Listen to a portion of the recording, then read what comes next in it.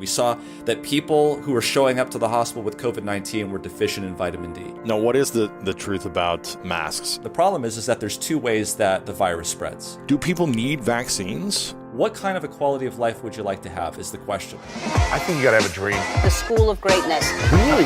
Yeah. Please welcome Lewis Howes. You've been talking more about the impacts of vitamin D and how it can help prevent COVID-19 and potentially treat COVID-19. Is that what I've been learning more from your content? So are you able to share a little bit about the backstory of this discovery you've been finding and the research you've been finding, and some ways we can apply this to our own life? So I take care of patients in the hospital, in the ICU.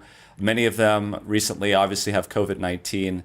Obviously, it didn't used to be that way. I would just take care of regular people in the ICU, and now we've just been totally flooded with this here in Southern California. And just as a clinician, as a physician, I've had to look into and to try to keep up with all of the science that's coming down from COVID-19. I mean, a year ago, we knew nothing about this disease, and science focused on this like a laser, and things started to come out. And what we were kind of forced to do was to look and see if we had current treatments available that might work for it. And that's how we have come to this position. But the vitamin D, interestingly, Lewis, it's kind of funny and ironic. Back in college, when I was an undergrad, one of the things that I did is I worked in an organic chemistry research lab. I was a chemistry major, so yeah, total nerd type of thing here. But one of my jobs as an undergraduate researcher in the lab was to make vitamin D products for the graduate students to do their research on. I worked with Dr. Okamura, who was a biochemist, but he worked with, he was a chemist, but there was a number of biochemists, this was at UCR, that were looking at vitamin D and its ability to bind to its receptor and make all of these things. So let's talk a little bit about vitamin D since we started with that. If you just go to Google and just Google vitamin D and the structure of vitamin D, one of the things that you'd be struck with is it's a bunch of rings and circles for those of you who don't know chemistry.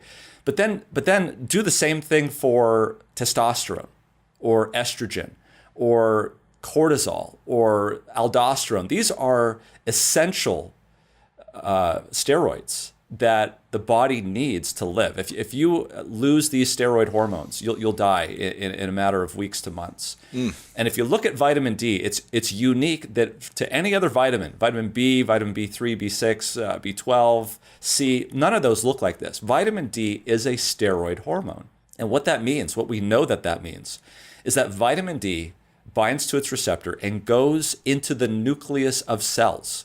And it affects how that cell transcribes its DNA, how it makes proteins. And so that's the first thing that you ought to realize, that vitamin D is not just some cofactor that binds to something and allows something to happen. It actually changes the behavior of your cells. So what does that mean? So with vitamin D, it changes the behavior of your cells, enhancing the behavior of your cells, making it healthier, stronger, indestructible in a sense. And it depends on the cell function. So sometimes the vitamin D will inhibit transcription of proteins. Sometimes it will enhance the transcription of proteins. And depending on what you want or what you need, that could have different effects. Vitamin D, in general, is it good for people? Or am I hearing you say that sometimes vitamin D may not be good in certain cases? No, it's good to have it when you have it. And in other words, sometimes you don't want to be transcribing proteins. For instance, if you're in a cytokine storm, and what is a cytokine storm that causes pneumonia and COVID-19? It's where you have too much cytokines. Cytokines are proteins. And where are those proteins coming from? They're coming from cells that are producing them. And so vitamin D modulates this. It's the person with the lever that's saying, this is what we need at this moment. This is not what we need at this moment. Wow. Okay. So what else have you been finding in the research on vitamin D, on how it actually can prevent COVID?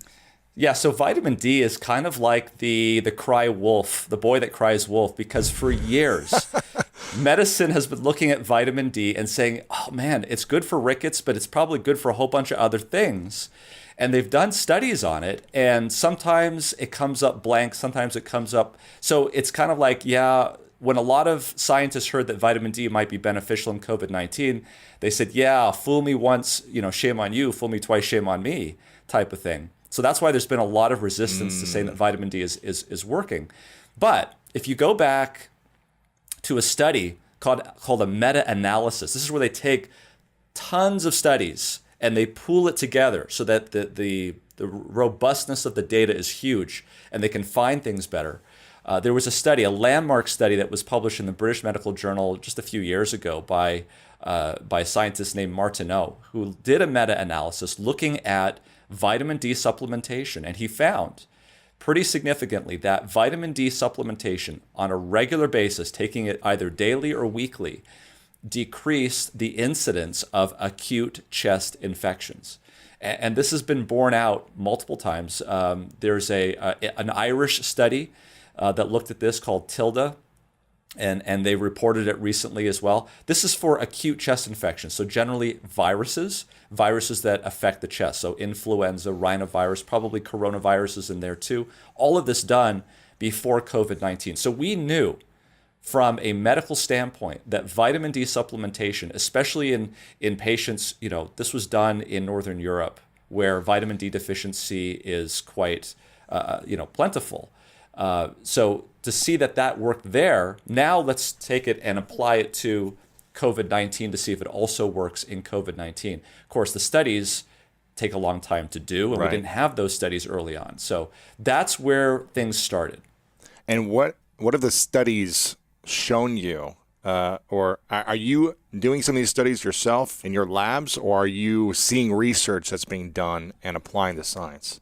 No, so I'm not actually doing the research, but you almost need somebody to do this type of work where you basically look across the spectrum, see the data that's coming out, and put it together and make sense of it. Yeah, so what have you seen with this? Yeah, so you've got to remember before we get started in the research is that there are certain types of research that tell you certain things. There are large observational studies where you just kind of look and see what's going on, and you'll see things that are associated with each other. It doesn't tell you that one is necessarily causing the other. You just see them showing up together.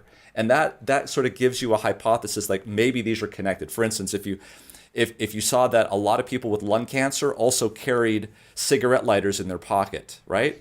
You couldn't say that the cigarette lighter is causing the cancer, but they're showing up together. So maybe there's either something else that they're both causing or caused by each other. So that's what we started seeing in the first part of 2020 is observational studies. What did we see? We saw that people who were showing up to the hospital with COVID-19 were deficient in vitamin D, that people who did worse in COVID-19 were deficient in vitamin D. We started seeing that people who are older, people who have darker skin, are the people that also are deficient in vitamin D, and they also have worse COVID. And so we started to see this connection, but the words that go through any graduate of medical school or any biostatistician will tell you that that association does not necessarily mean causation. And so that's where we were for the most of 2020 until just the last few months, was these studies over and over again. Yes, we can predict how well they're going to do based on their vitamin D levels. Yes, if they're lower, they're probably going to have a worse course. But the part that we couldn't say based on that data was, if we give vitamin D, is that going to change something? Because maybe the disease is making the vitamin D go down and make them sick. And it's just like, if I take a cigarette lighter out of someone's pocket, is it going to make their lung cancer go away or prevent, right? So that's the kind of thing. So now enter randomized controlled trials. And this is what we do. We say, okay, we're going to start off, we're going to randomize people, we're going to blind ourselves to it, blind them to it. For one, we're going to give vitamin D, for the other, we're not. And then we're going to see what happens. Yeah.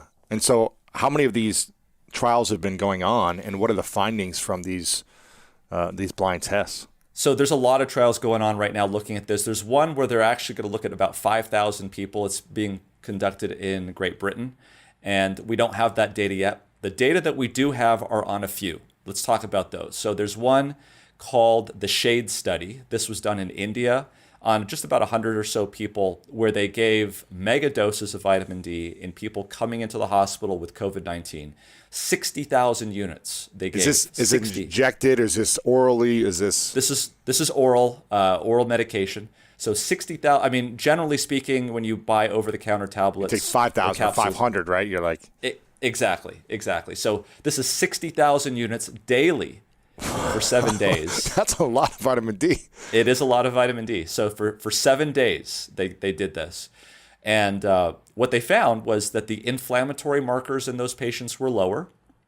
And they found that as opposed to only 20% of the patients clearing the virus after 3 weeks, 60% of the patients cleared the virus in 3 weeks. So it wasn't powered to look at survival and these sorts of things. They didn't notice any difference there in terms of that, but that was a study that was done. There was another study that was done in Brazil where they gave 250,000 units times 1. They just gave them a whopping, it was like you're drinking vitamin D in supplement form. Exactly. It was incredible. They didn't see any difference there, although they did measure that vitamin D levels went up inside, so it worked. They did not notice any improvement. The problem there, though, of course, is there was some problem with the randomization in that study where the intervention group, the vitamin D group, actually had sicker patients, more diabetes. And so it wasn't clear whether or not that was just a bad randomization or whether there was no effect. The one that has the most promise, and this is the thing you got to understand about vitamin D, is vitamin D. Let's back up a little bit and talk about vitamin D. So people say, well, should I take vitamin D3, D2? What is vitamin D? So this is how it works. You have cholesterol in your body, and it's hanging around. And when ultraviolet B radiation comes from the sun, it comes through the epidermis, which is the top layer of your skin, and then it penetrates down into the dermis, and it comes with just enough energy to do a conformational change on one of the carbon bonds, which flips it to be kind of nerdy here, but it actually converts, the ultraviolet radiation converts the cholesterol structure into vitamin D. When you get sunlight, is there a certain amount of sunlight on a daily basis we should be consuming on the skin? So you typically want to, there's people that have gone into the details of this and I can never remember, but you need about 15, 20, 30 minutes of sunlight a day. And since we're on the topic, there's different types of ultraviolet light. There's UVA, UVB, and UVC. So let's dispense with UVC because it doesn't have much to do with the conversation, although there is some data that UVC can kill coronavirus, but that's another topic. UVA can penetrate pretty far. And unfortunately, UVA has no role in the production of vitamin D. What is UVA? It's not useful. UVA is ultraviolet radiation that causes skin aging. It can cause cancers on your skin, melanoma. So it's not something that you really want to have. And sometimes it can actually even penetrate through glass. Unfortunately, UVB does not penetrate glass, so sitting in front of a window with the sun coming in is not going to help you in terms of vitamin D. You Really? actually have to be, you actually have to be in the exposed sun. with no blockage, nothing in between. Absolutely, yeah. And that's UVA. So UVA will not penetrate glass. Will penetrate glass. UVB will not penetrate glass, and it's the UVB that we need. So, okay. So how do you get UVB? That's just sitting out in the sun. You got to go in the sun. And what about people who say, you know what, I don't want to look older with my skin. I don't want to get skin disease or cancer. So I'm going to lather up with all this sunscreen to protect my skin. Should we use sunscreen, or is it more, be in the sun for 15 minutes, then put sunscreen on? Yeah, so that's exactly right. B is not going to penetrate sunscreen very well either. So it's really, it boils down to this risk benefit. So you've got to look. Do I want to look good and not have wrinkles, or do I want to be healthy?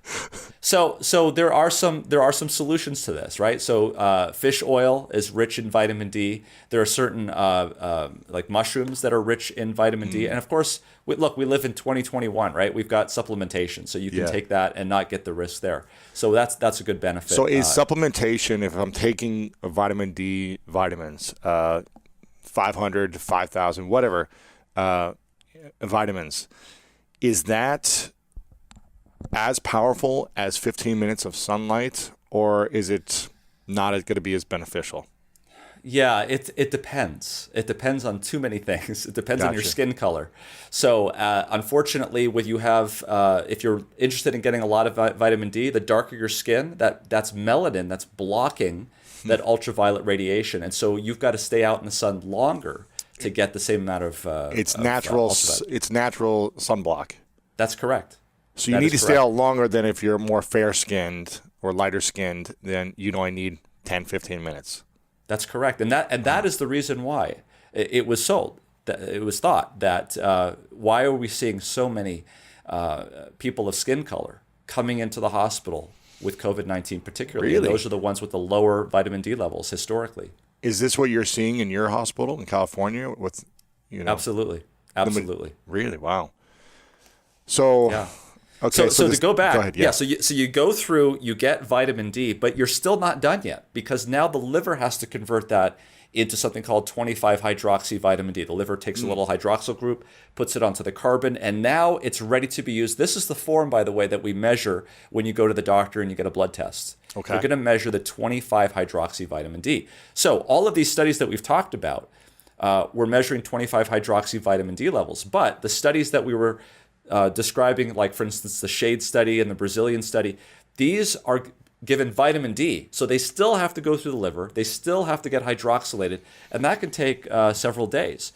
So in this last study that was done in Cordona, Spain, they jumped right ahead and they supplemented these patients. They gave them pretty high doses of the 25-hydroxy vitamin D to start off with.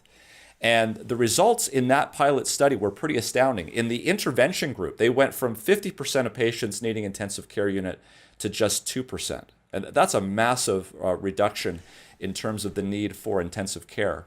So, okay. So what yeah. did they do? When they came into the hospital, they gave them this dosage right away. They gave them a high dose of this medication called 25-hydroxy vitamin D, otherwise known as calcifediol. That's the medical name for 25-hydroxy vitamin D. They gave it to them on day 1, day 3, and on day 7. And it reduced to 2%, eliminating it, or what? It went from 50% of the patients in the placebo group needing ICU to 2% of the patients in the intervention group, in the calcifediol group, needing intensive care. That's a dramatic reduction. So intensive care meaning being They on a have to go to the- ventilator, being Exactly. being taken care of the whole time. So and the others, only 2% being in there, and then what? Their symptoms went away eventually after. Yeah, 14 nobody days? died in the intervention group. 7.7% of those in the placebo group died. So, there was also some issues with randomization there, except in the opposite direction, that seemed to be sicker people in the placebo group, so the randomization wasn't perfect. And but they're planning on doing a much bigger study. So we'll get some data probably here in the next few months. So this is a drug, or this is a supplement? This is a drug. So you're required a prescription for this, and it's not cheap. It's actually currently used by kidney doctors to treat problems with the parathyroid gland, which is responsible for calcium in patients with kidney disease. So it's not readily available, but it is available if you need to use it in the hospital. And we've been doing it recently, just started recently. So I don't have a lot of data on our patients that we're seeing, but obviously some people are getting better, some people are not. What are you recommending to people in terms of a daily prescription for natural remedies? Is it go out into the sun at 8 a.m. for 15 minutes? Is it take vitamin D supplements? Is it eat mushrooms? What are you suggesting to your patients? So for people who have not contacted COVID-19, we actually did a video on this on MedCram. It was update 59. We recently just did the top 10 tips for if you actually have positive COVID. And so what I'm recommending is a lot of it's based on data in other viruses. Some of it's based on data in COVID-19, but we can just go down the list. Number 1, vitamin D. So let's talk about vitamin D. How much should you be taking? There's been some studies that showed that if people who are at risk for vitamin D deficiency, so people who are darker color, living at higher latitudes, specifically above the 35th parallel, which is around the southern border of Tennessee. If you're in California, it's kind of just south of Santa Barbara, that area. then taking vitamin D supplementation is a good idea. So how much is too much? We actually probably overestimate the toxicity of vitamin D. It's probably one of the safest fat-soluble vitamins. That being said, it's not completely risk-free, but the Endocrinology Society says this. They say that what is the maximum dose that you can take without supervision from a physician and for someone who is at risk for vitamin D deficiency? The answer is 4,000 international units daily. 4,000 daily. Yeah. Okay. And so what would I do if someone asked me, I take 5,000 international units daily just because I had my levels checked. I think the right answer is if you can, get your levels checked. Got it. And where would you want to be? It's measured in nanograms per milliliter. I would say based on the data that we've seen, the retrospective data in the United States, we see that there is an increase in SARS-CoV-2 positivity once you start going below 50 nanograms per milliliter. So okay. if you're not above 50, you might want to bump it up at least over the winter season.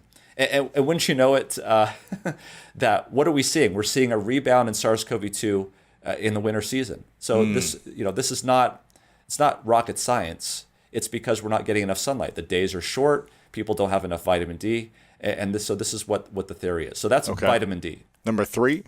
So the other thing that I would talk about is NAC. That's one of the things that we've been talking about. NAC is N-acetylcysteine. There's some pretty good data that shows that SARS-CoV-2, when it infects your cell, it knocks out the receptor called the ACE2 receptor. This ACE2 receptor is very important in regulating oxidative stress in your body. We could talk for an hour about oxidative stress and hydroxy radicals and things that are very high in people who get COVID-19. So diabetes, obesity, oxidative stress is very high. So you get this viral hit and it tips you over the edge. So one of the things that may be beneficial is consuming products that are antioxidants. So, berries, strawberries, raspberries, elderberries, blackberries, all of those are excellent things to do. But if you want to increase even more, then taking 600 milligrams of NAC twice daily was shown in a previous study to reduce the symptoms of the flu virus in a winter season when it was done prospectively. So in other words, they randomized people to placebo versus 600 milligrams of NAC twice daily. And they did not see a difference in the incidence of the flu in those people, but they did notice a significant reduction in the severity of the illness that the people suffered when they were on NAC. So instead of being on your couch for a week, you're able to walk around and just feel less sluggish. Exactly. Right? Exactly. What is NAC? NAC is over the counter? Yes. And how do you spell that? N, so that's N, and then a dash, acetyl, AC. You're asking somebody here to spell this. But if you it's actually marketed under NAC. If you just go and type in NAC, you'll have it. But it's NAC, got it. Okay, yeah, cool. NAC, N-acetylcysteine. Take twice daily. Twice daily, 600 milligrams. I wouldn't do it forever, but maybe over a winter season for 3 or 4 months while we're in the pandemic. That's probably a wise choice. What else do you recommend? I think zinc is really important too. I would not take more than 40 milligrams of elemental zinc a day because as you increase your zinc intake, you can reduce your copper in your body, and that's not a good thing. You want to have enough copper. So zinc and copper are kind of like on a seesaw. But if you want to maximize your zinc intake, 40 milligrams of elemental zinc. I say that because when you pick up a zinc supplement, it could be zinc picolinate, it could be zinc sulfate. All of those have a different molecular weight, and so the milligrammage is going to be different. But if the bottle is worth anything to put the pills in, it'll tell you how much elemental zinc is in there. 40 milligrams is the maximum daily dose. Okay. And you're doing all these steps yourself too, right? Oh, yeah. I'm smart because I basically tell my wife what to do, and every morning the pills are there. I don't even have to worry about remembering it because if I did, I would not do it. Yeah. You got to plan and put it out in front of time and make sure you have it all set up to win. Okay, what's next? So this is where it gets a little bit less in terms of evidence. So there is some evidence that zinc can help stop viral replication. The protein that the virus uses inside your cells to make more of those viruses is called replicase. And there is some evidence in vitro data, albeit, that zinc shuts that down. The problem is that when you take zinc, you need to get that zinc inside the cell. And one of the things that has been looked at and has had some promise in Ebola, for instance, and was being studied in this virus is quercetin. Quercetin is a natural product. It's over the counter. It's high in concentration in capers, in onions, in vegetables, roots, basically. And so I don't see a lot of downside with taking quercetin. And so I do that as well. Okay. You'll add that in your daily practice. Yes. And then the last thing, I left the last thing for the end, and that's something that you probably like, what are you doing with this? And it's a long story that we can break into, but contrast showers. Oh yes, you're speaking my language.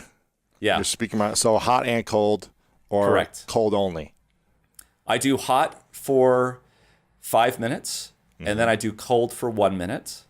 And then I do 5 for hot again, and then 1 for cold, and then finish it up with 3 for hot and 1 for cold. And the one that clued me onto that formula was a Dr. Neil Nedley, who is out of Weimar, California, who's actually done a lot of research, and it actually has a clinic up there called New Start that's doing this sort of stuff, and with amazing results. So this isn't clinically tested yet, but you feel this. Let me tell you the story. Yes, tell me the story. It's a long story, but because we've had Wim Hof on, who is a proponent of this and the power of boosting immunity, and how he's done these kind of superhuman tests where they've injected him with viruses, and he's been able to essentially say, no, go away from my body in the cold and through breathing and mindset. So, I'd love to hear your story on this.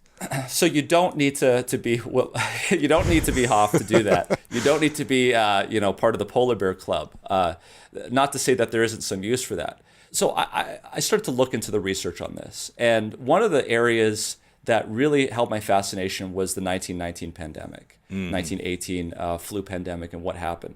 So one of the things that you've got to understand about COVID is the timing. Timing is everything. And really, there are 2 phases to this disease, and you can really draw the line with COVID is when someone is at home versus when someone is at the hospital. COVID and what's going on with COVID at home is completely a different animal than what's going on in the hospital, and I'll explain. And this has been borne out by research and studies, and I think this is not controversial. This is pretty well understood. Is that when somebody is infected with SARS-CoV-2, it suppresses the innate immune system. Now, the innate immune system is part of your immune system that gives you a fever. It sends out these macrophages to kill things that don't look like what it's supposed to look like, as opposed to the adaptive immune system, which is later on, that's antibodies, that's protein structures, that's T cells, B cells. So what the virus does is it has this strategy where it infects the person, it suppresses the immune system, it allows it to replicate and spread into multiple organs of your body. And then when the adaptive immune system comes on, it now has all of these cells that it has to attack. All of that inflammation, especially in the lung, can put you into pneumonia, get you hospitalized and on a ventilator. And so the strategy should be at the beginning of the virus is to improve, is to substantiate, is to boost the innate immune system to get rid of the virus before it gets to that phase.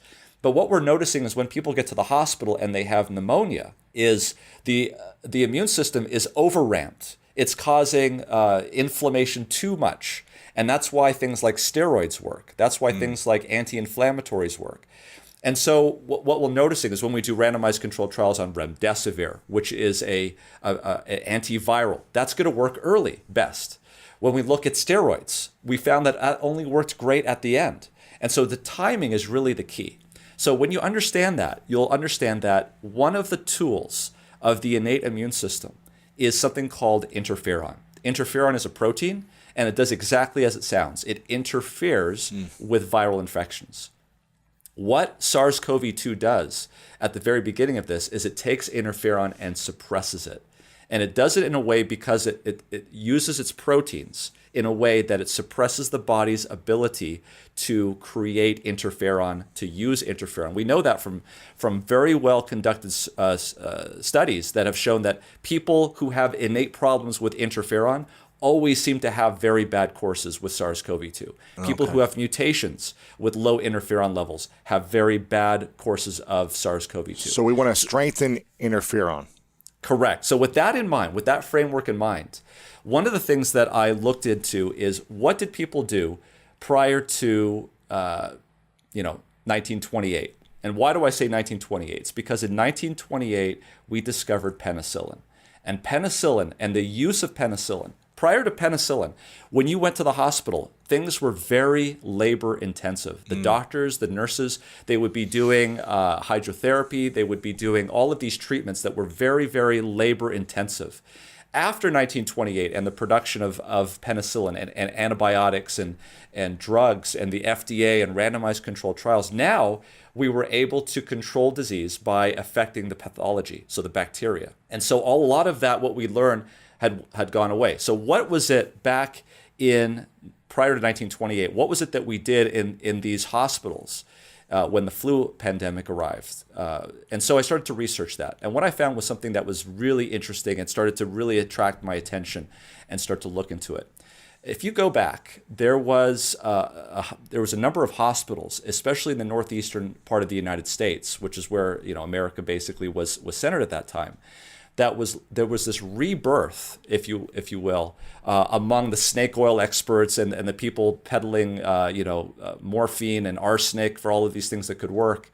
There was this understanding of this rebirth in the late 1800s about natural remedies and about things in terms of nature and fresh air, sunlight, these sorts of things. And these hospitals, they were known as sanitariums. Well, there was one particular fellow, actually a number of them. There was a Dr. Jackson in New York, but more notably, John Harvey Kellogg, who you may recognize that name as starting Kellogg's Corn Flakes and this health food industry back at that time. He was the director of the Battle Creek Sanitarium in Michigan, which was the world's largest hospital. And they saw very, very elite patients, people like J.C. Penney, people like Montgomery Ward, people like Franklin Delano Roosevelt, Amelia Earhart. They would all go to this hospital for They were like the Cleveland Clinic of their time. Exactly, exactly. And these weren't just like things that they were pulling out of a hat. These things worked, and that's why people went there, because it was the state of the art. So what did they do?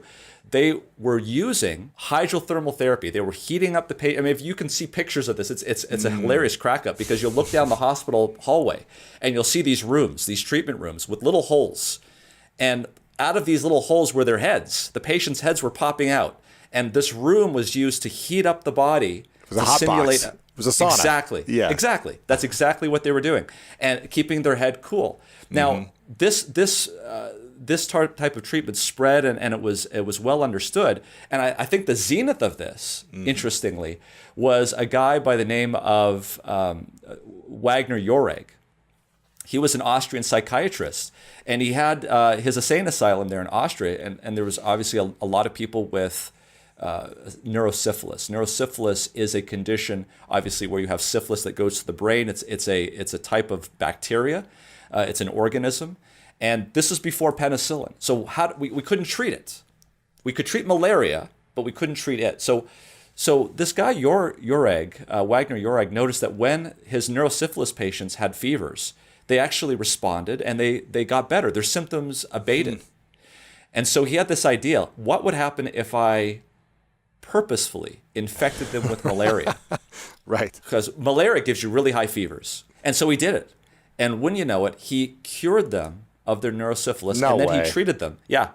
And then he treated them with the known treatment at the time for malaria, cured the malaria. So he was able to basically cure neurosyphilis by inducing a fever. And for this, he actually won the Nobel Prize in Medicine, ironically, in 1927, the year before penicillin was discovered. So if you look at the 30,000-foot level about where we've come in the United States and, in fact, the world in the last 100 years, we were going down a path of enhancing the body's own way of dealing with the virus or whatever bacteria, whatever it was. the immune system is so incredibly complex. We didn't understand it at the time, but we understand it now, and has so many ways, so many angles of attacking pathogens that if we are able to just turn on that machine is going to be, let's look at it. People who get infected with coronavirus today, more than 80% of them recover on their own because of the immune system. It's only a small amount of people that cannot deal with the infection and they end up in the hospital. Of course, we have so many people being infected that it's overwhelming our system. So what happened in 1928 was the discovery of penicillin, the discovery of all these medications, randomized controlled trials, the FDA, that what we've done is since that time, we've gone down a road where we take a chronic disease, we study it, we know, and we do the randomized trials, which is what we should do, and we come up with treatments that treat that. And that works really well until you have a pandemic. And now you have a brand new disease that comes on the scene. It is overwhelming everybody. There's no way we can do the randomized controlled trials fast enough. And so what I became interested in is there something that we can do that isn't a pill, that doesn't need to be prescribed, that doesn't need to have a factory to make, that we can do to already enhance a system that we are already given when we're born to help deal with the disease that's already kind of dealing with it anyway. But if we could just go from 80% to 85, 80 to 90%, that would take care of it. That would have a tremendous impact on taking off the stress from our healthcare system. So that's what I intended to do. So I looked at what were these guys doing at the time of the pandemic, because here these people are, they know what to do with these diseases. This is the treatments that they're using. What did they do during the pandemic to treat this? And wouldn't you know it, I found the resource, and it was amazing. And I'll stop there to see if there's any questions before I go on, because the next part was just mind-blowing. Yeah, what's the resource, or what's the research on this? Okay, so there was this guy by the name of Dr. Rubel. Dr. Rubel was the medical director of the sanitarium in Boston. It was the New England Sanitarium. And he said, this is what he said. He said, basically, I'm paraphrasing. He wrote this article it wasn't even a scientific journal. It was a church periodical. These were all Seventh-day Adventist institutions in the northeastern part of the United States that were doing hydrotherapy. Same thing with the Battle Creek Sanitarium. And what he wrote in there is like, the pandemic has offered us this opportunity to really put to the test these kind of treatments that we're doing. Let's see if it works. So this is what he did. He got all of the information from about 10 sanitariums in the northeast of the United States, and he pulled the data. And then he went to the army camps, because in the army camps, they had the best, they had the brightest doctors, they had all of the resources. As you remember from 1918, these people from Europe, these soldiers, were coming back to the United States. The war had just ended, and they were bringing back, unfortunately, with them the flu. Mm-hmm. And so as they came back, they made these camps in the United States, and they were treating these people. So about 20% of the people in the camps came down with the flu. And when they came down with the flu, again, two components to the disease. The first part was the virus, the viral replication phase, and then pneumonia. And if they got pneumonia, there's no antibiotics. It was almost like a death sentence, because it was 40 to 50% mortality rate. Okay. Wow. So the key is you don't want them to get to the pneumonia stage. You want to get this before it gets to the pneumonia stage. And the thinking in the army camps at the time was, what's killing these people? It must be the fever. It must be the symptoms of the flu. And so aspirin had just come out in 1899. Bayer aspirin. Ironically, it was a German company that came up with aspirin.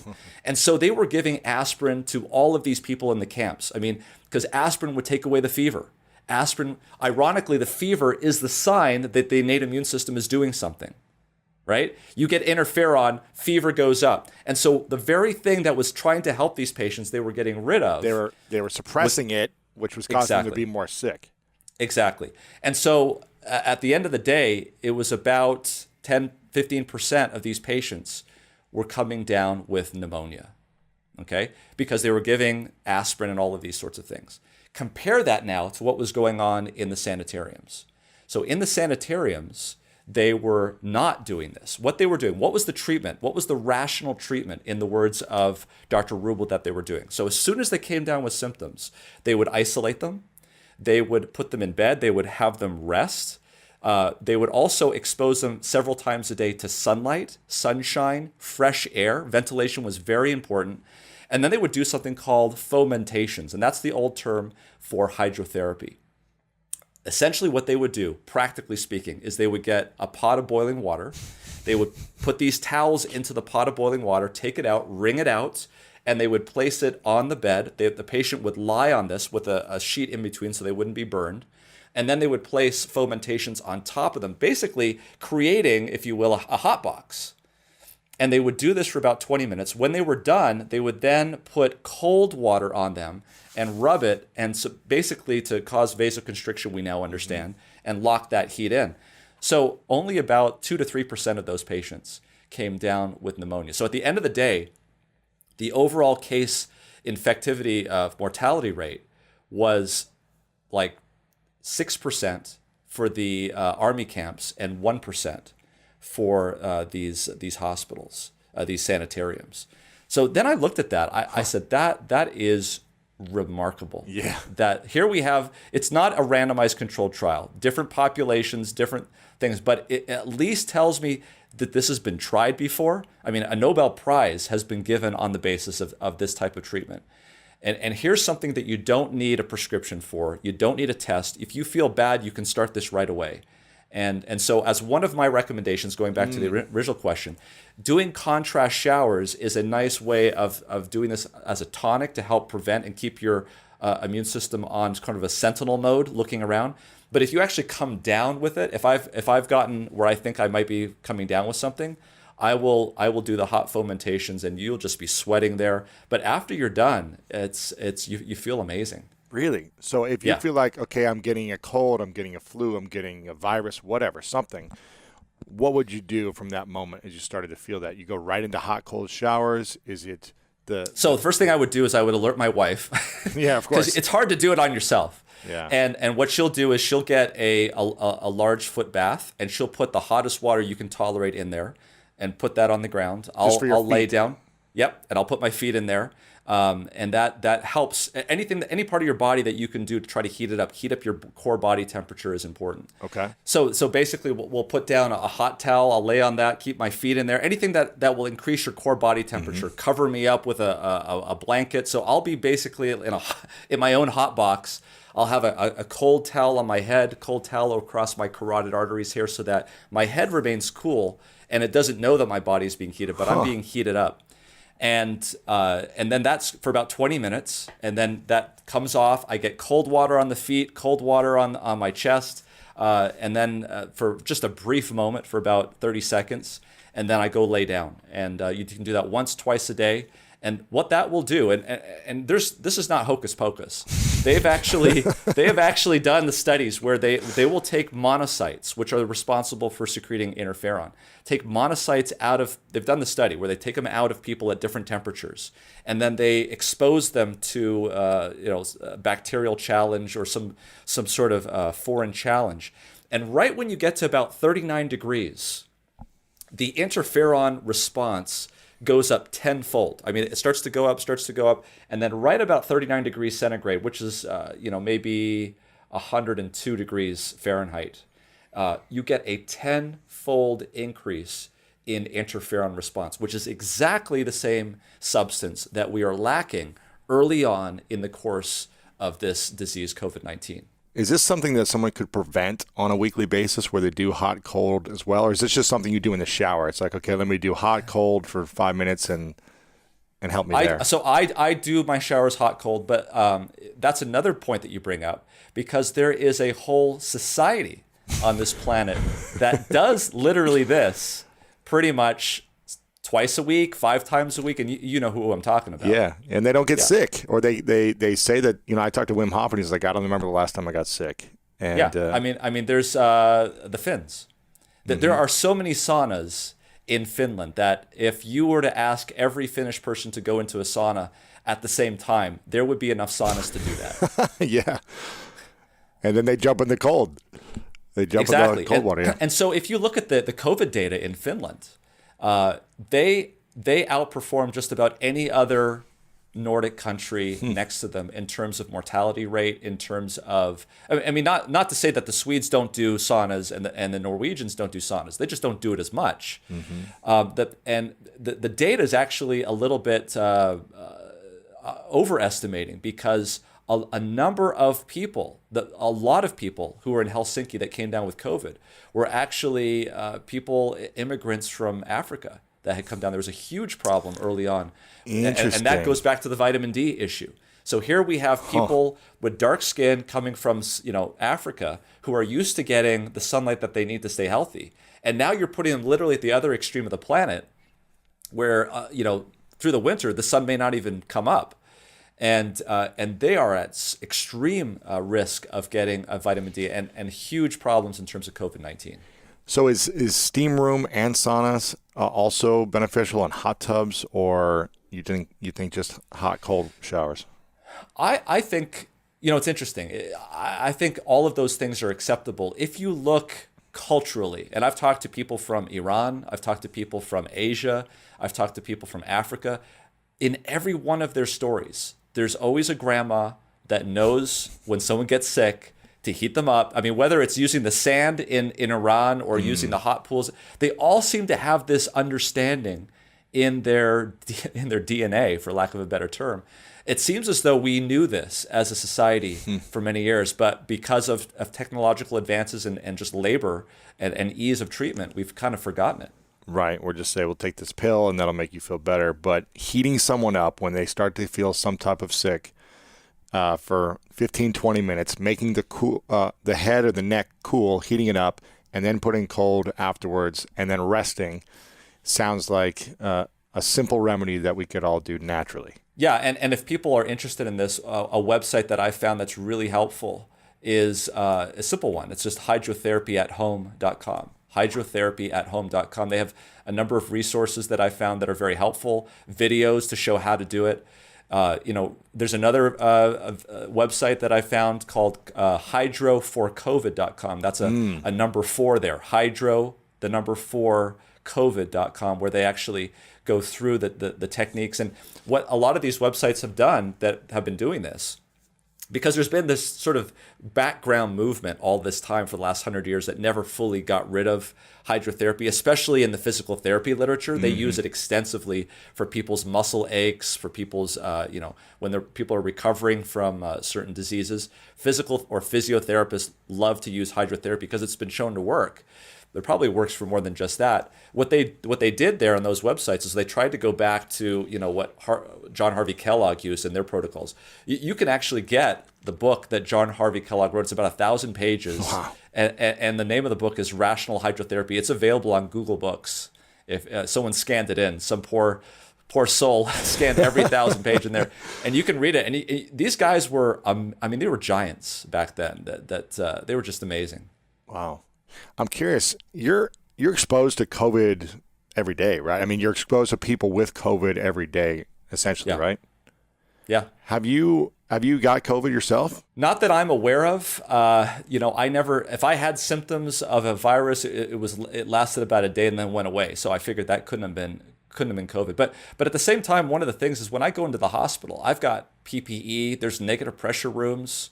It's probably, if somebody gets COVID at the hospital, almost always it's because of something they did outside the hospital. Really? Yeah.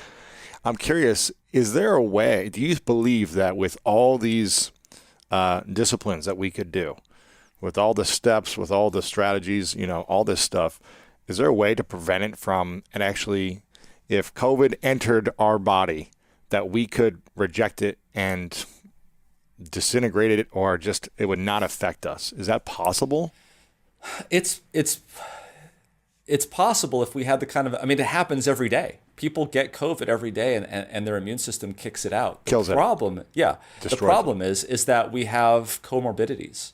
And so if you were to look at it, there's different populations that have different abilities. We can predict. It's not a mystery.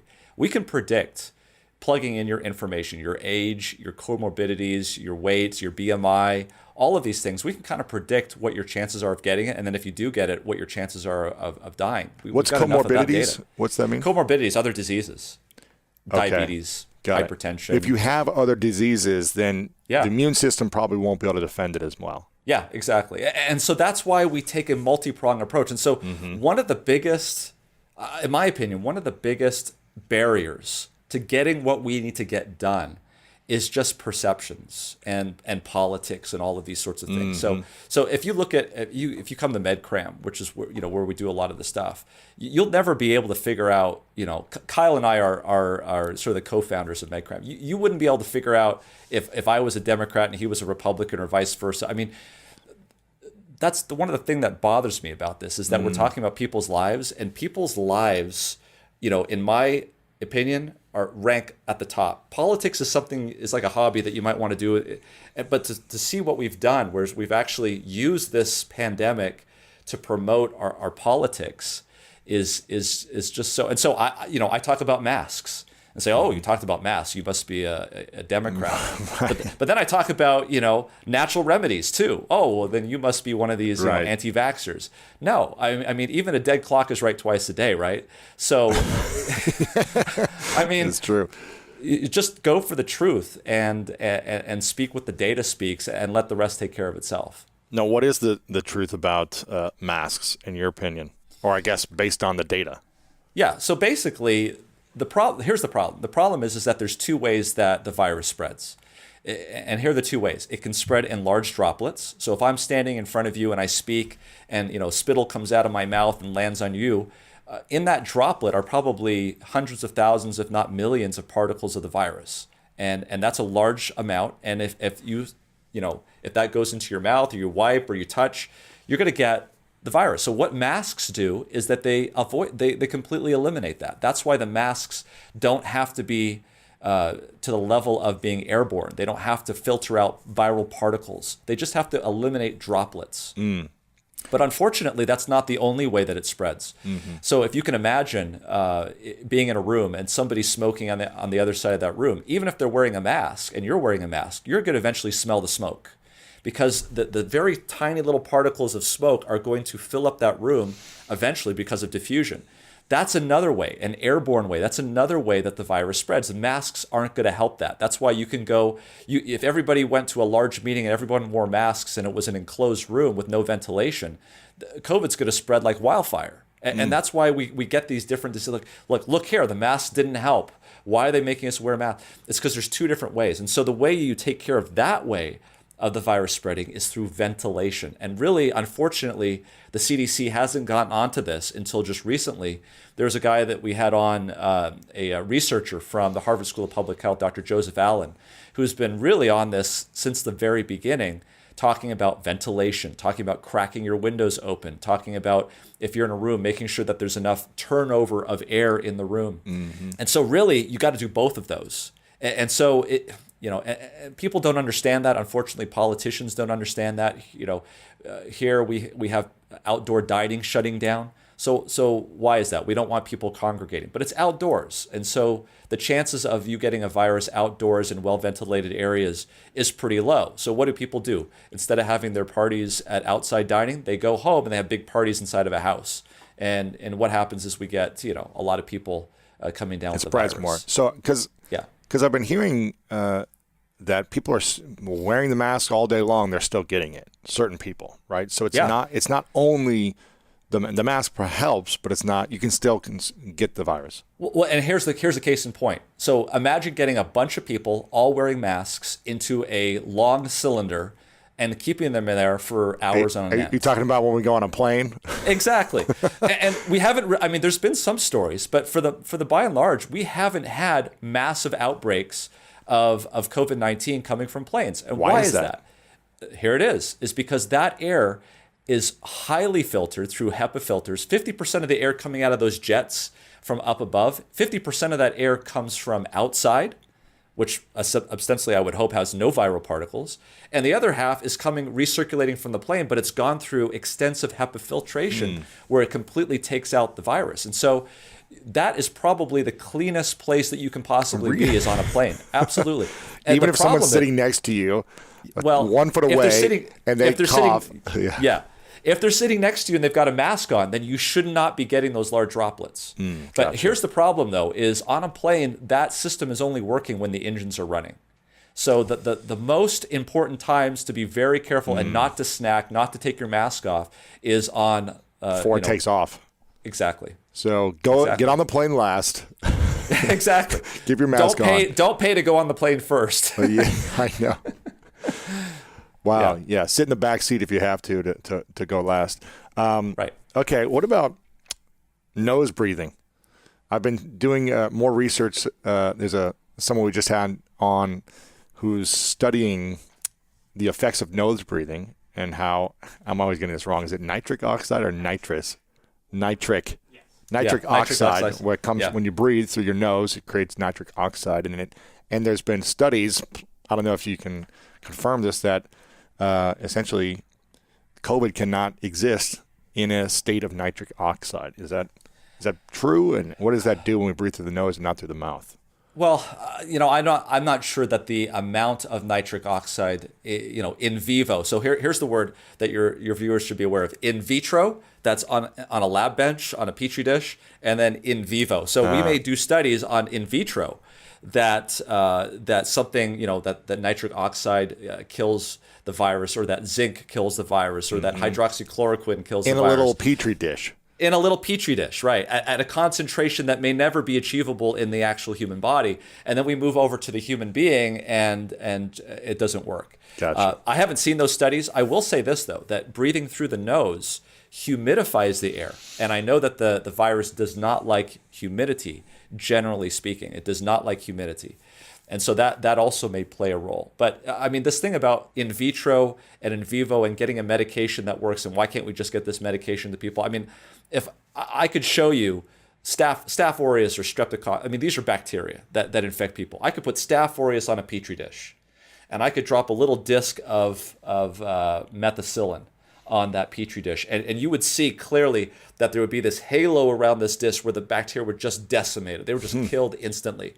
And I'd be like, well, great, this is amazing. Hey, we got this patient over here with a Staph aureus pneumonia. Let's just give him methicillin, and he should be fine.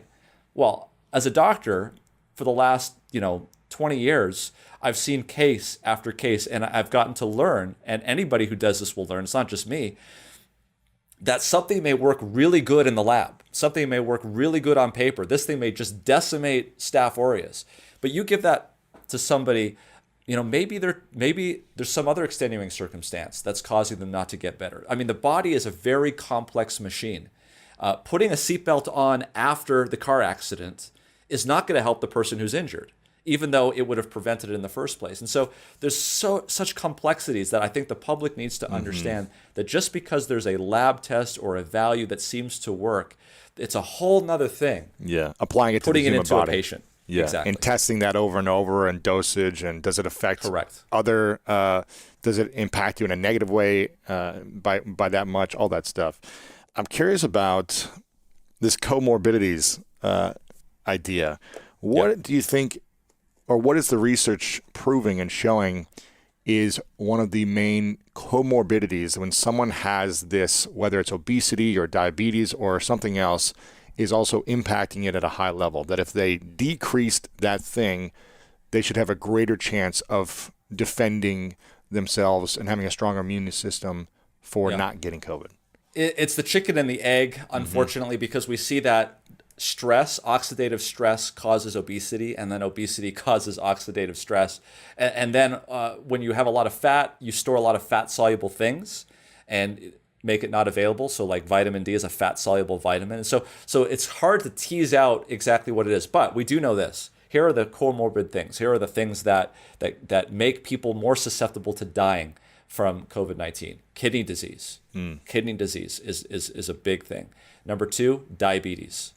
And so those are very big things. So why would that be? When you get infected with the virus is binding to this protein called ACE2. Okay?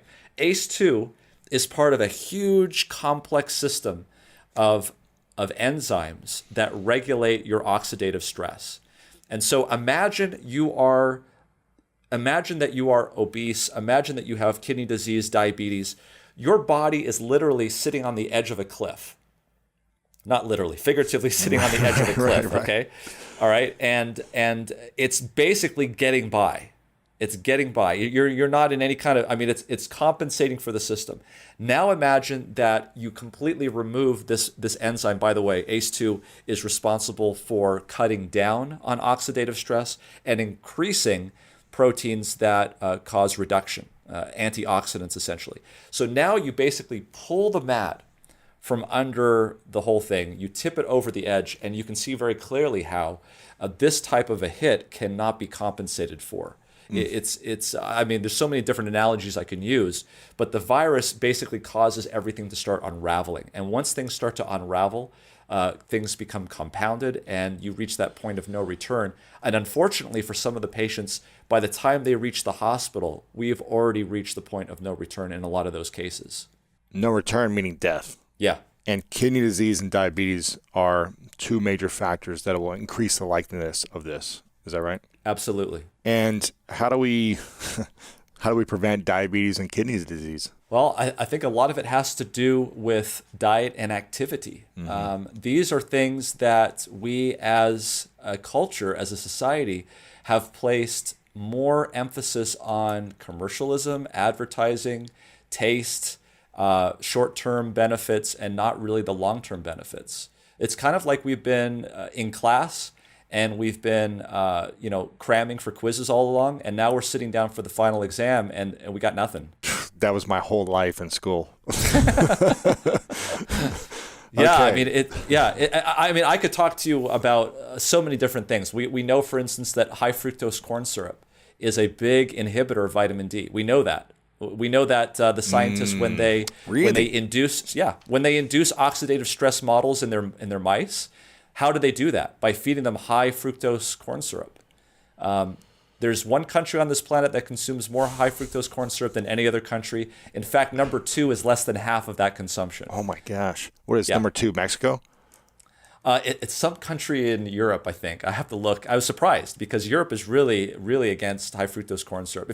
If you go to Europe and buy a can of Coca-Cola and see what they use to sweeten the Coca-Cola, it's cane sugar. It's not corn syrup. Yeah. It's not corn syrup. Man, this is interesting. I'm going to say something very unpopular.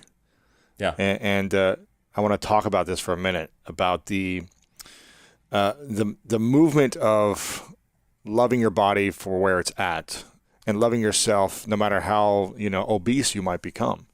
And I think what I'm hearing you say is diet and exercise and taking care of your health is actually preventing these things to happen.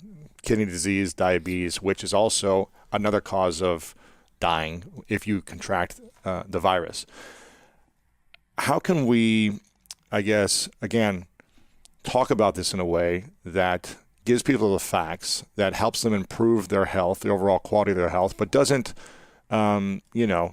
hurt their mental health or make them shame themselves for where they're at as well? What would you suggest as a medical professional? So it's the thing that's absolutely very important, and that is realizing that accepting somebody for what they are doesn't mean that you want to keep them the way they are. That you're willing to work with them and move them to a place where they should be. So what's the absolute wrong way to do it is to go into somebody who has a particular diet and say, here's the diet goal that I want you to be at.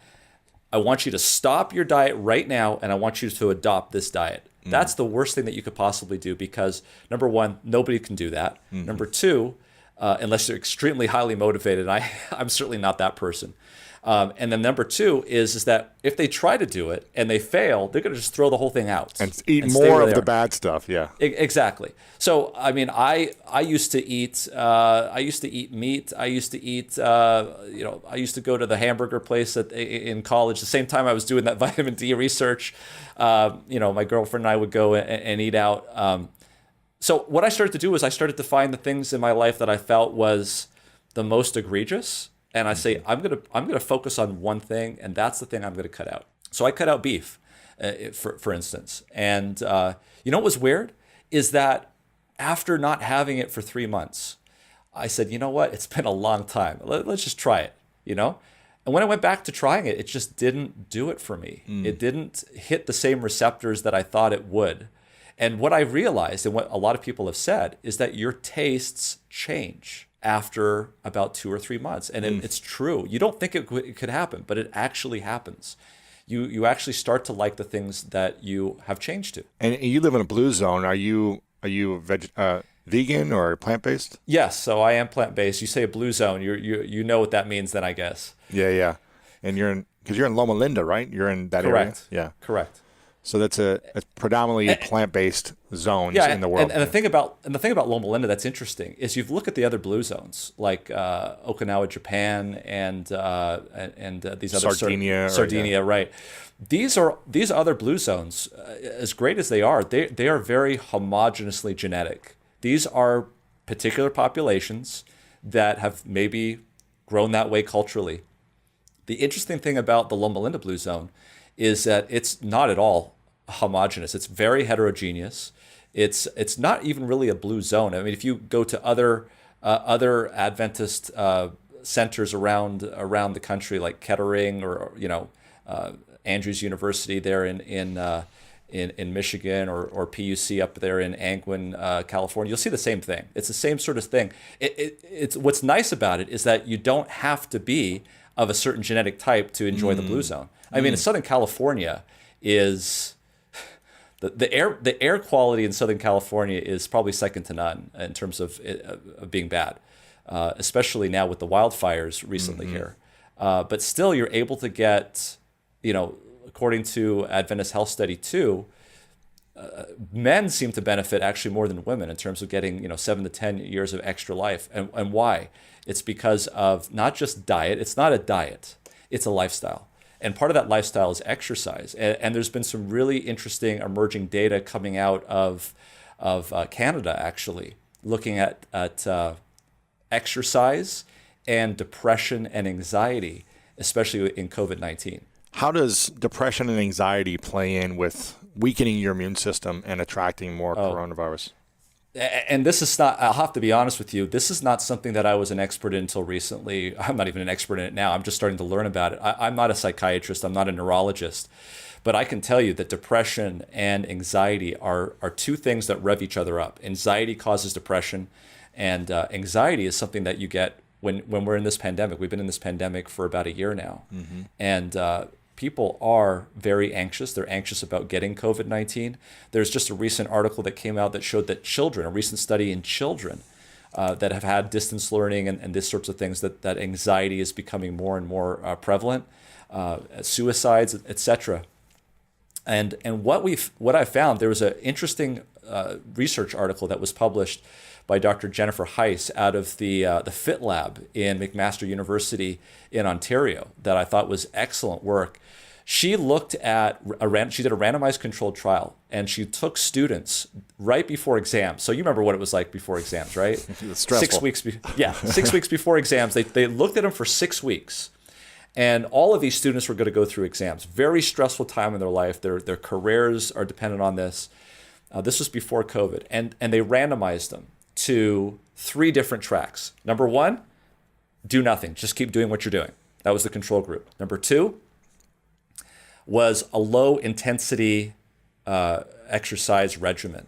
So they did 3 times a week. So they did a walk, a jog, a hike, or...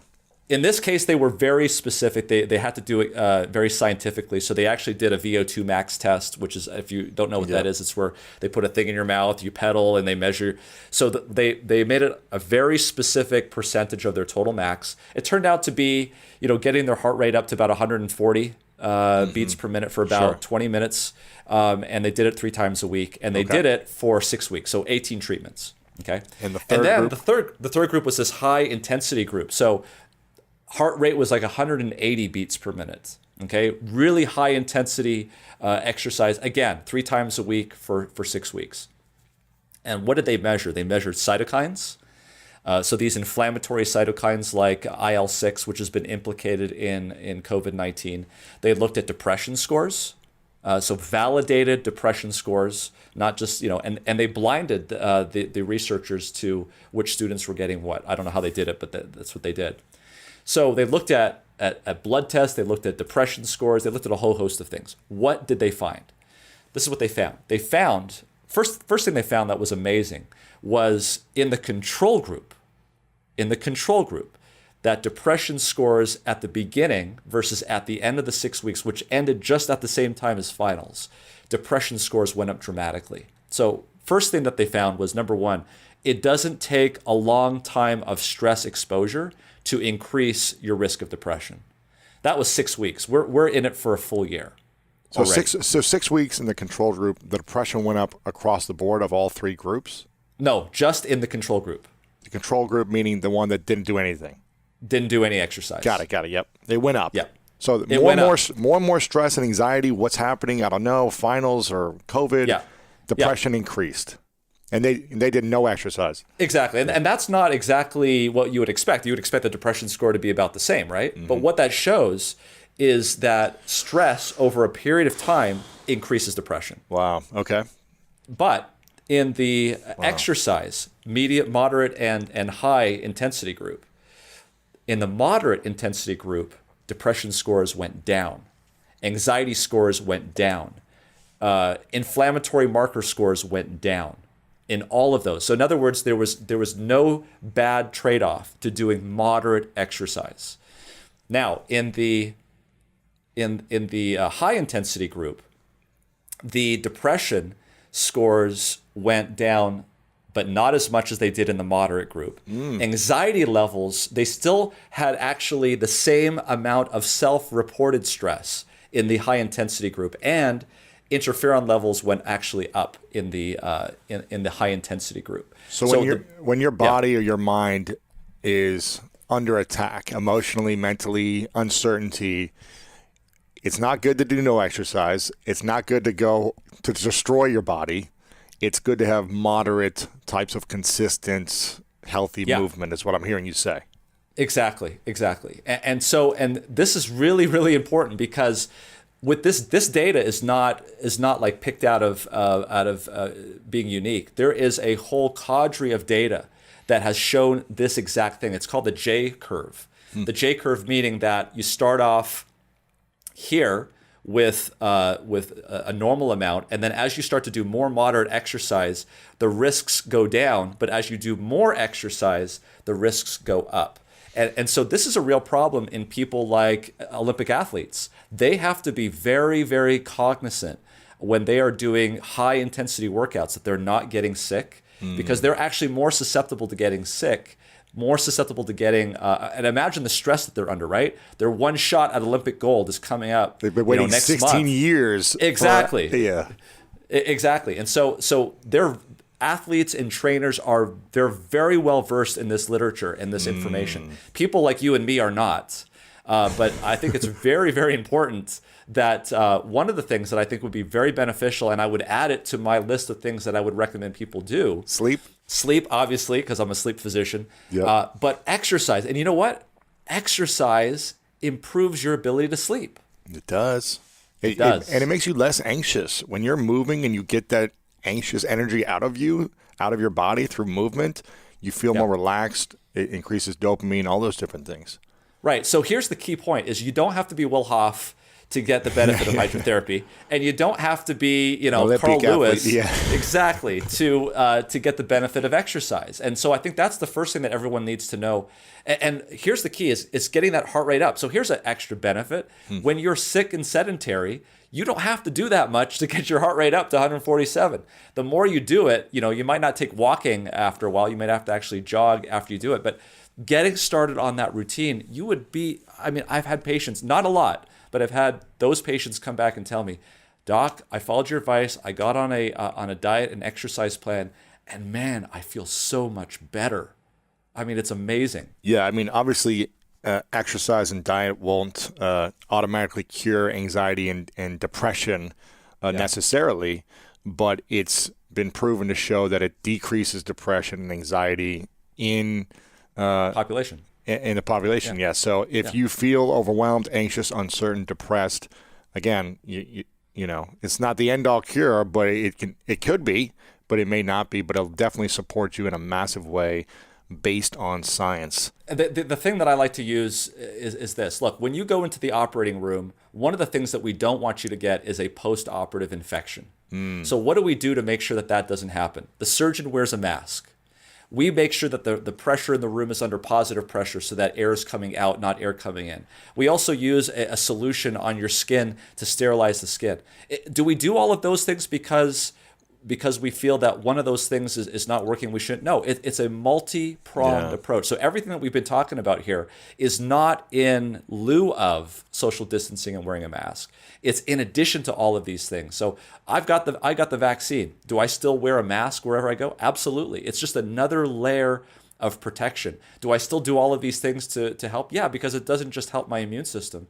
It also helps me in general in terms of health. Now, can you explain more about the vaccine? And this is, again, going to be controversial on different sides. We have people that are science-based and love the science, and then we have a certain part of the population that is 100% against vaccines. We've had this conversation with doctors in the past who, I'll put out information about this, and people, want to unfollow and unsubscribe from everything that I've ever done. So based on scientific evidence and what we know so far with this new vaccine that's out there, what is in the vaccine? What is your recommendation? And if people don't want to get the vaccine, do you feel like that's okay as well? Good question. So the vaccine is like this big umbrella, and we'll have to talk. I'll probably limit my talk to just the ones that are available, because there are going to be so many different types made using different techniques and how they work.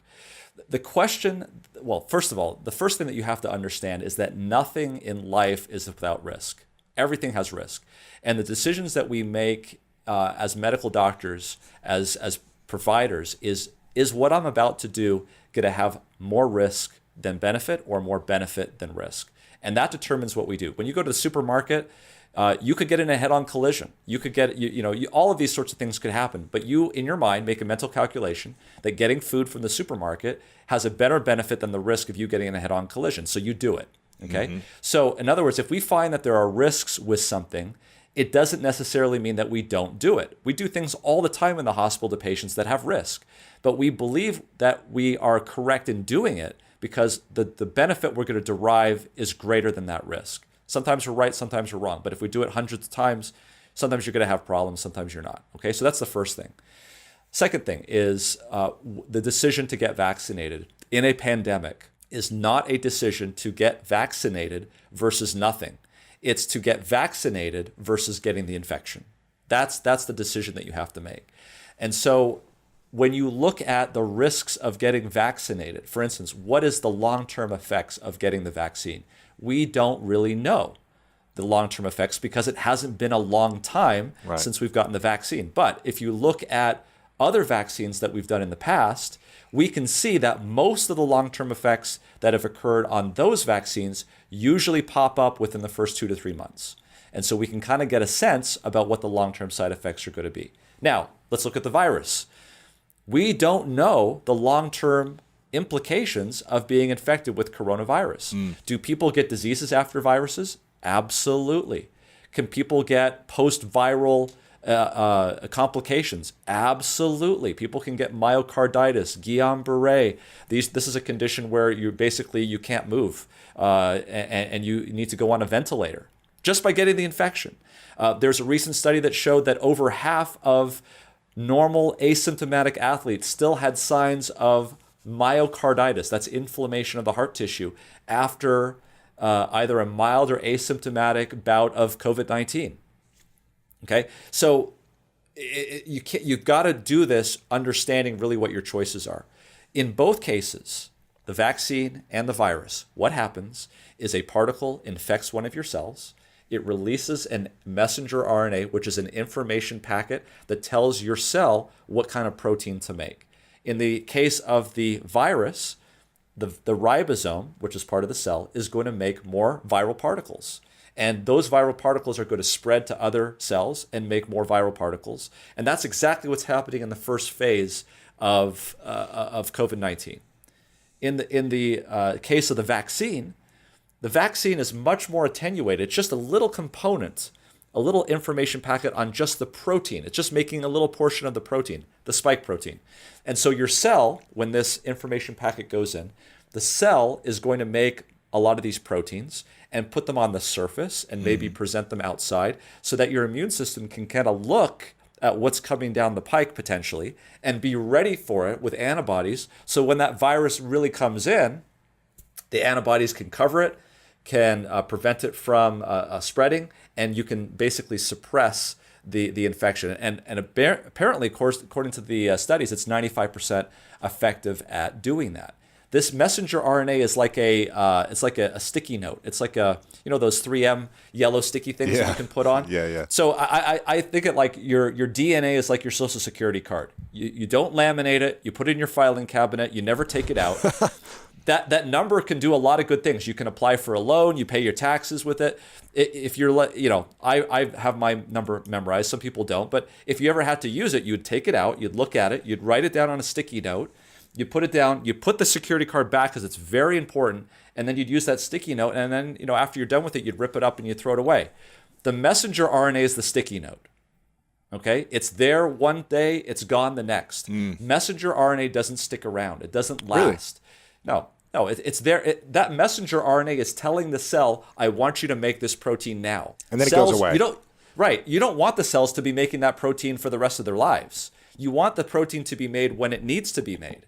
And that's why it's so important that these proteins that go into the nucleus to tell what type of messenger RNA needs to be made have to be turned on and turned off. That's what vitamin D, as we discussed, does in many different senses. But the messenger RNA is there when you want the protein. It's gone when you don't want the protein. So the cell has a way of breaking down this messenger RNA so it doesn't exist. In fact, the scientists have to go above and beyond to try to keep this messenger RNA intact long enough to get it into the cell so that it can actually make the protein, because after a day or so, it gets degraded and it gets broken down. So the DNA is like the Social Security card. The RNA is like the little sticky note that you write and it gets thrown away.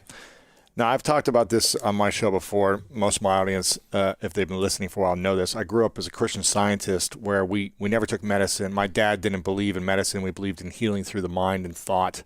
And I never had vaccines. I never had a shot until I was 24, 25, when I went to another country where I needed to have a shot to just get into the country.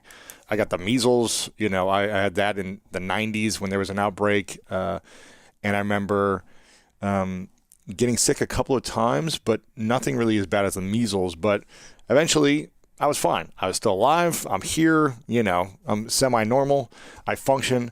And I never had vaccines growing up necessarily, right? So I'm curious.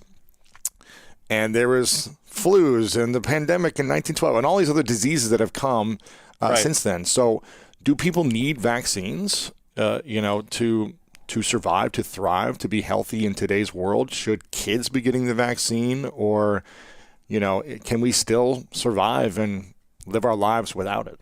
Before we continue this video, make sure to subscribe below and turn on the notification bell right now so you don't miss out on these great videos every single day. Sometimes we take things for granted when we don't have them. What kind of a quality of life would you like to have is the question.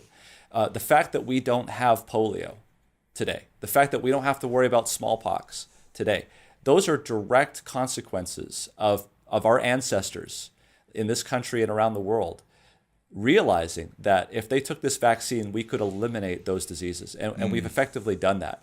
When we in this country started to say that a vaccine choice for me, what's the stuff that goes into the integration of making a choice about whether or not I get the vaccine? And for some people, it's been, hey, if you don't want your daughter to get HPV, basically cervical cancer, then get this vaccine. If you don't want your son who's going away to college to get meningitis, get this vaccine. And that's how, honestly, that's how the pharmaceutical companies have marketed these vaccines, is this vaccine is going to help you.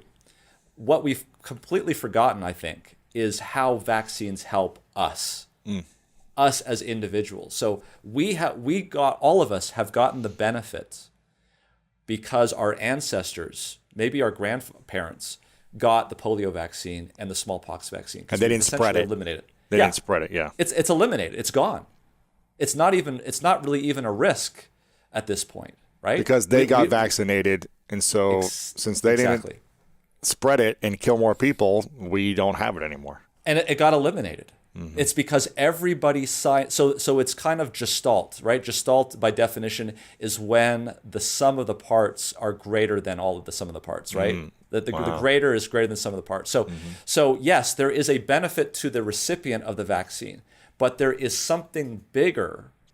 There's something bigger in the that we all get as a derived benefit when everybody gets the vaccine, and that is the elimination of the disease, or the near elimination of the disease. What are the negative effects, potential negative effects? Obviously, we haven't had enough time to really test this, but what could be the negative effects of taking the vaccine? What could that do potentially to the body? So I'm not going to tell you that this is a panacea. There are first of all, there are common reactions that can occur when you get the vaccine. So this basically is your immune system. Your immune system is revving up. You're going to feel bad when your interferon levels go up.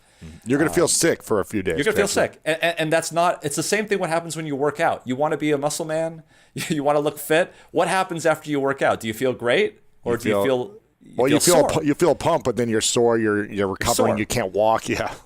Yeah, and so this is the natural consequence of doing something that eventually is going to be good for your body in that sense. But there are some adverse reactions that have nothing to do with that. So allergic reactions is a possibility. But hey, if we had people out distributing peanuts, we'd have allergic reactions, and that's a perfectly natural substance, right? There is some evidence that on certain vaccines in the past that people have gotten diseases that we would never have wanted them to get. For instance, there's the flu vaccine that was given in Europe back around 2009, 2010 that caused a rash of narcolepsy. And it's probably because there was an autoimmune response against the vaccine that cross-reacted and started to destroy parts of the patient. But that's on the vaccine side. Does that mean that's not going to happen if you get infected with coronavirus? People say, hey, look, there's a 99% chance that I'm going to survive infection with coronavirus. Why would I take a vaccine if I've got a 99% chance? Yeah.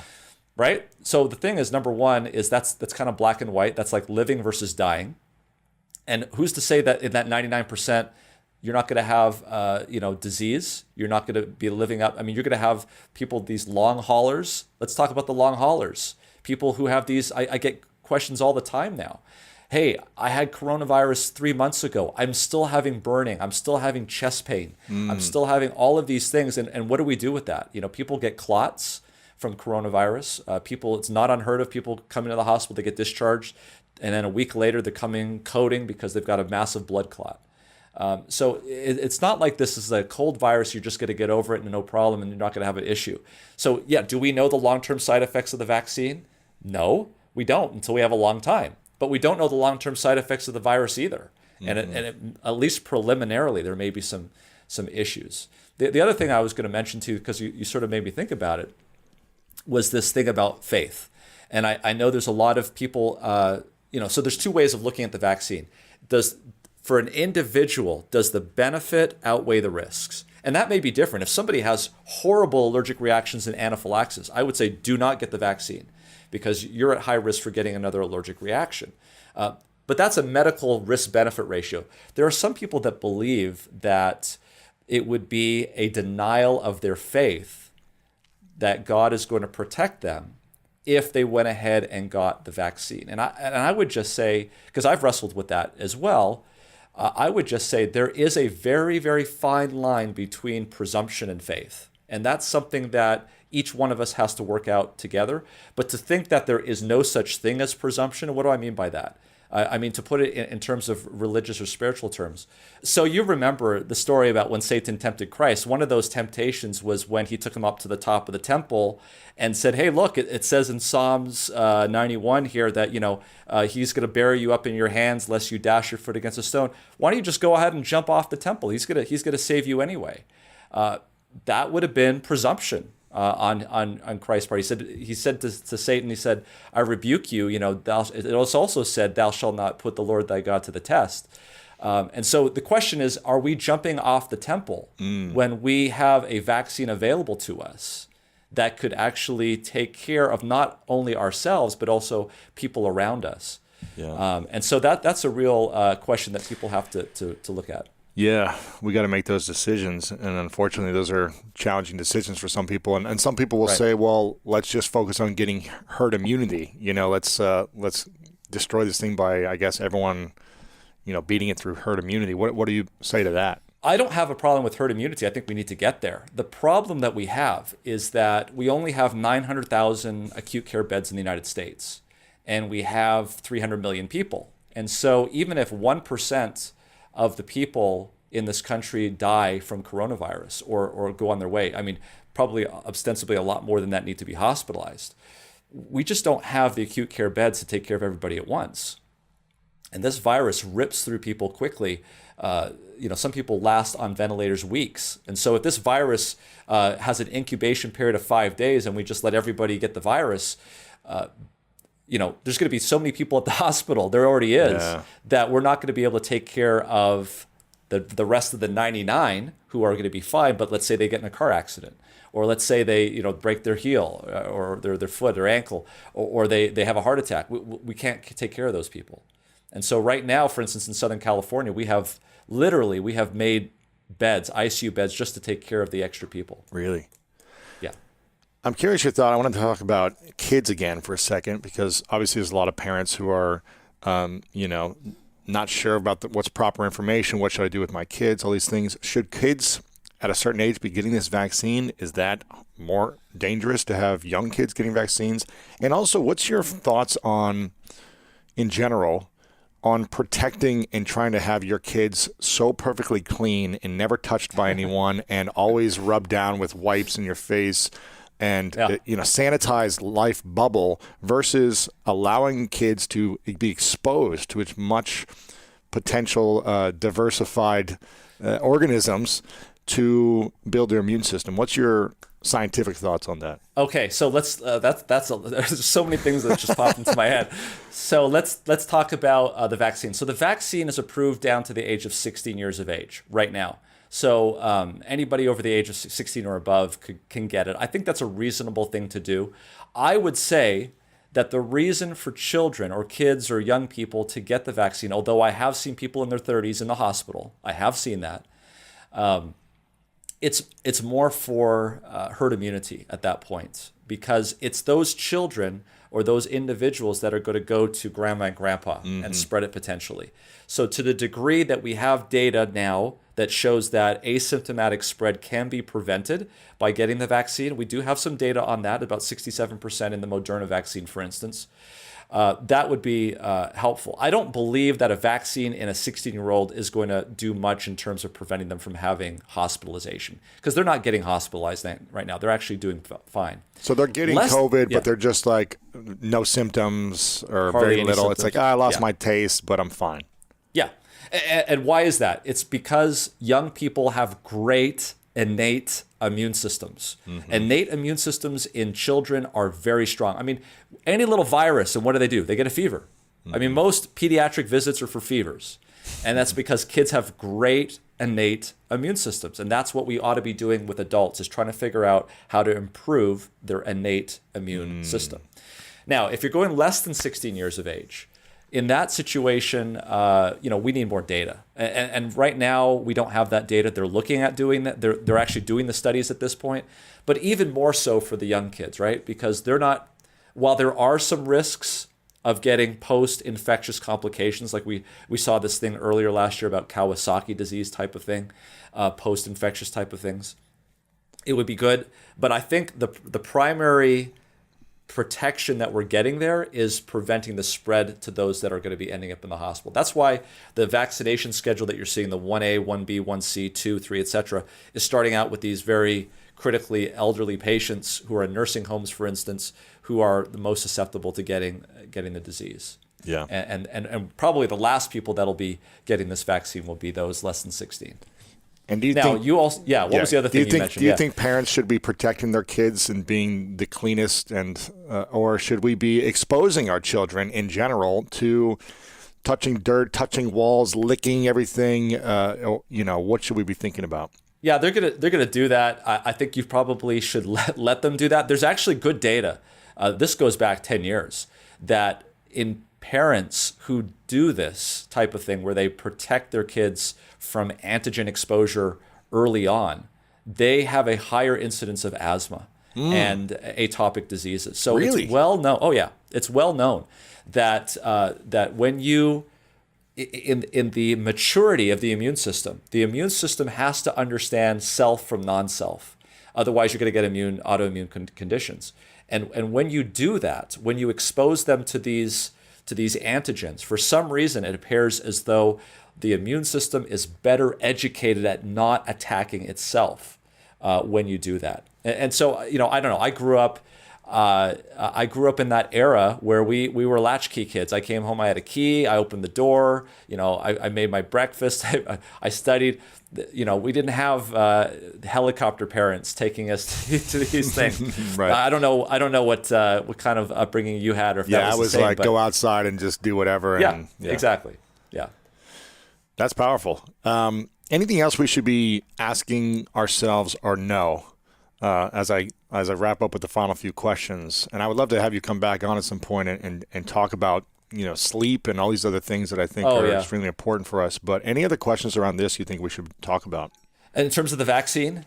Yeah, in terms of boosting the immune system, in terms of anxiety and depression and mental health around this, in terms of some of the things we've talked about. No, I think there's a plenty on that plate. I know that you've been talking to some of the interviews that I've seen about fasting. I think that actually has a role to play as well. Really? Intermittent. Oh yeah. There's very good data out of USC.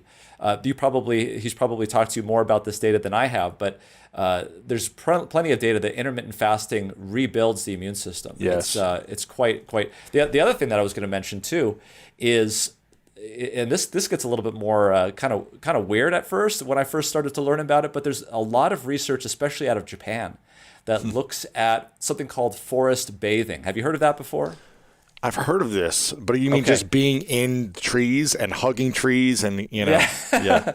You don't need to hug them. No. Right. Just walking outside in a forest, there are aromatic compounds, or phytocides they're called, that have been shown to improve immunity. One of the ones that has actually been studied probably the most is eucalyptus.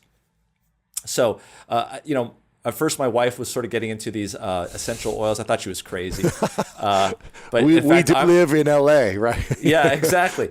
But you know what? There's actually some science behind it. Do you know, for instance, that back in 1918 during the flu pandemic, that eucalyptus was a major export of Australia?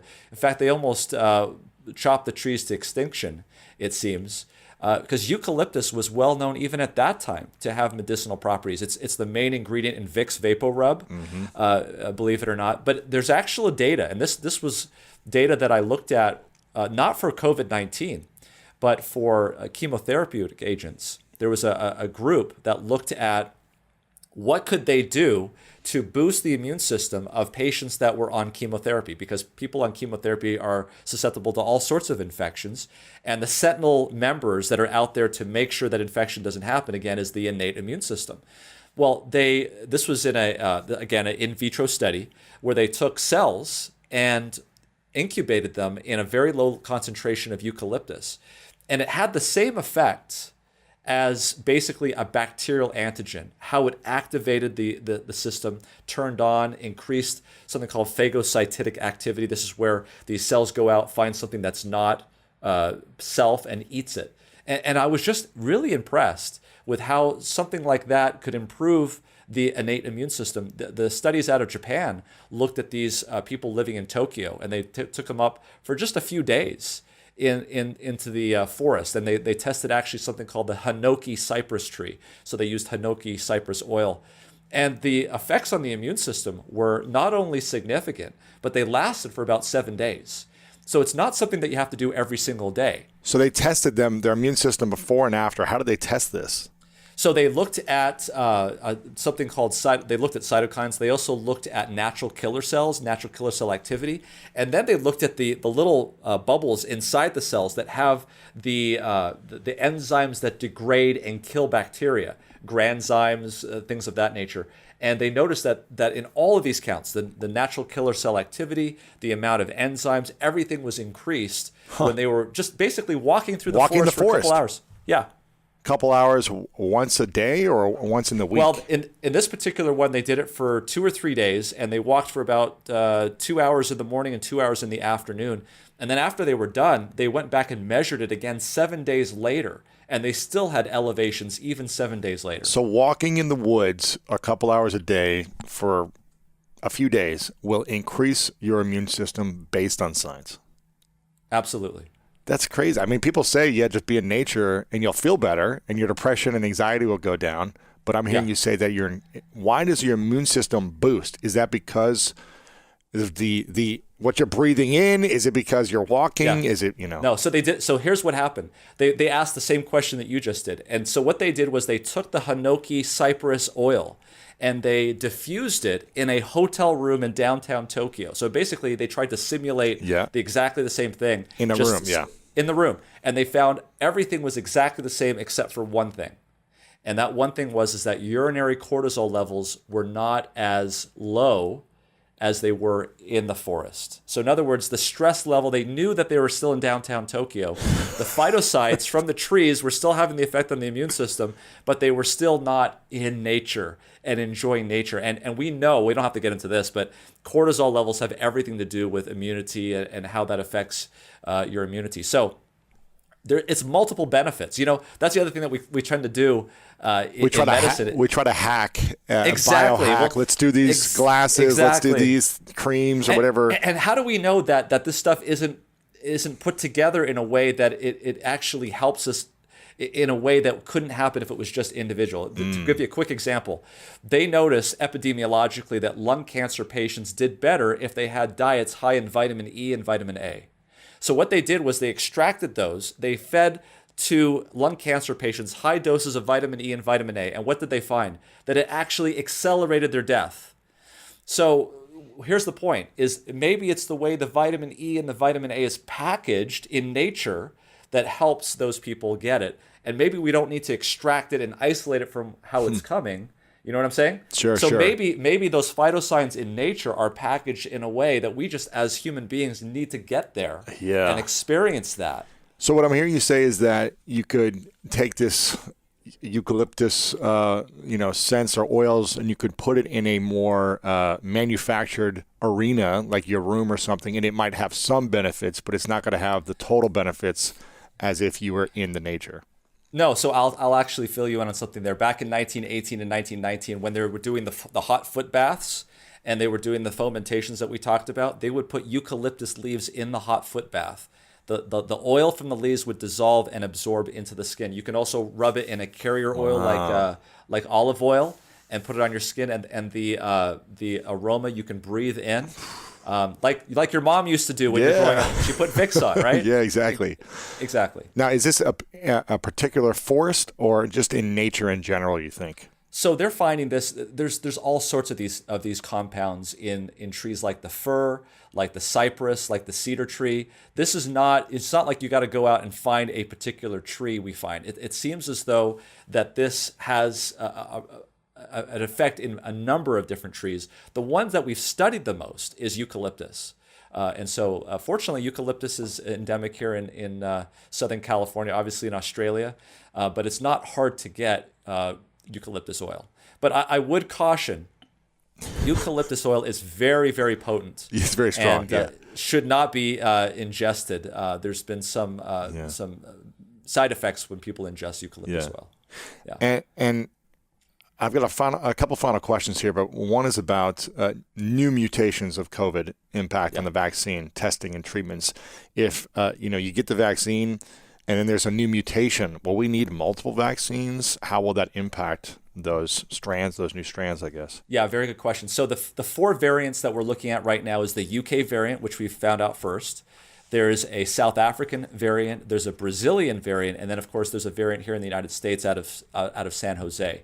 And so what we know as of today, we know that there is data that was just published yesterday that showed that the UK variant is going to be just fine in terms of the coverage that we have with the current vaccine. Okay. So that's good news. And that's despite mutations in the spike protein. We don't yet have that data for the South African or the Brazilian or the United States variant, but they are working on that currently. As it turns out, if those go the way as the UK variant, we will not need to have a new vaccine. But if there's something called an escape mutation, where the the virus is able to escape the immunity put on by the human body, here's the silver lining there a little bit, is that all they would have to do is change the sequence of the messenger RNA in the vaccine that they're already giving to reflect the new structure of the spike protein. And so it would not take very long for that new vaccine to be developed. Gotcha. The other thing I was going to mention real quickly is that your immune system is so smart that it also, the cells that make the antibodies against that virus also have in it a slight mutation to anticipate, believe it or not, to anticipate that type of a mutation.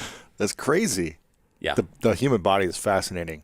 Yes. This has been probably one of the most informative interviews I've done on this topic, definitely. And I'm just very grateful for your consistent research, testing, understanding, and access to this information to be able to share this with us. I know you're in the hospital on a weekly basis, treating people. I know you're constantly doing research, and I know you're educating people over at medcram.com with incredible data, information that is extremely helpful for people to understand this on the science, on the medical side of things, and the practical tips you give as well. So I just want to acknowledge you, Dr. Seheult, for showing up in a big way for people and putting yourself out there and educating us with content, with videos, so that people can be more informed and hopefully make better decisions for what's right for them and their families, for their health. And I'm, again, acknowledge you for doing it in an understandable way where you can break down the data and the science, but then also give some good stories and analogies so that common people like myself can understand what you're talking about. I want people to follow you over on social media. You're everywhere, MedCram videos, Twitter, MedCram, on Instagram, Facebook, and MedCram, CRAM.com. Lots of incredible videos over there. We'll have it linked up in the show notes. Where else can we go to connect with you or support you? Well, that's it. You've just mentioned those. It's thank you very much for inviting me on, Louis. It's been amazing. And follow us on Twitter and also on the YouTube channel MedCram. Yeah, your YouTube is great. You got some amazing videos, and I'm sure they'll be linked up here as well. And I'd also say, too, it's not just me on MedCram. We also get experts in the field. We recently had Shane Crotty, who's a expert virologist, immunologist down there at La Jolla. And recently, Dr. Joseph Allen at the Harvard School of Public Health. So we try to get experts in the field to talk and explain. Amazing. Yeah, I want everyone to check this stuff out because I think we're going to need more of this information over the next year and beyond as things evolve in this virus. I want to ask you a question I ask everyone at the end of my episodes. It's called the 3 truths question. It's a hypothetical question. And I'd like you to imagine you live a very long life and it's your last day. And for whatever reason, all of the content you've ever created, all the stuff on MedCram and anything else you create for the rest of your life, it has to go with you to the next place after you leave this earth. So no one has access to any of your information. But you get to leave behind 3 lessons you know to be true from your life and your existence that you've learned that you would leave with the world. And this is all we have to remember you by, are these 3 lessons, or what I like to call the 3 truths. What would you say are yours? I would say that whenever someone comes to you with something new, it's good to be skeptical and not be driven by every wind of saying. But at the same time that you're doing that, leave part of your mind open to the possibility that it can be true of what they're saying, and investigate it for yourself. Don't believe anybody. Be skeptical, but investigate it because it could be the truth. The reason why I say that is because we live in a world of information, and it's no longer a question about whether or not the truth is out there or whether we have to search for the truth or find the truth. The truth is there. The problem is expressing it and getting people to believe it, because there are so many alternative motives that people suspect other people of having, that to be open-minded and to find it. That's number one. Okay. That was number one. Number two, your second truth.